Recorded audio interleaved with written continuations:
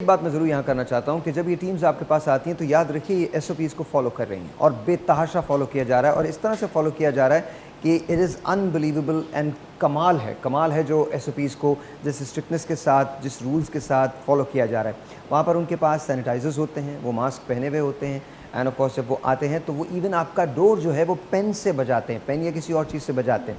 इसके अलावा जब आप वापस आते हैं तो जब आप अपने बच्चे को लेके आते हैं तो वो आपसे ये कहते हैं कि आप अपने बच्चे के चेहरे को पकड़ के उसके मुंह थोड़ा सा खोल दें और वो ड्रॉप को भी इस तरह से डालते हैं। अगर वो ड्रॉपर जो है वो टच हो जाता है तो उसको भी रिप्लेस कर देते हैं। ऑल्सो वो 2 मीटर का फासला जो है वो रखते हैं। मास्क उनके पास होता है, सैनिटाइजेशन वो कर रहे होते हैं। तो याद रखिए कि ये टीम्स जब आपके पास आती हैं तो ये प्रॉपरली इक्विप्ड टीम है। ये आई हैं और उन्हें आने के बाद आपकी मदद के लिए ये वैक्सीनेशन आपके लिए और आपके बच्चे के लिए है।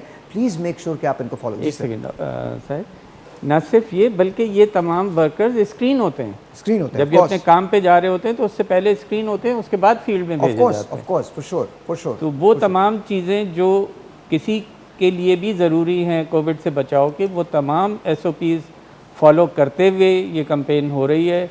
और हर पेरेंट को जिसके पास ये वर्कर्स आएँ अपने बच्चों को ज़रूर पोलियो की वैक्सीन करानी चाहिए। बहुत बहुत शुक्रिया।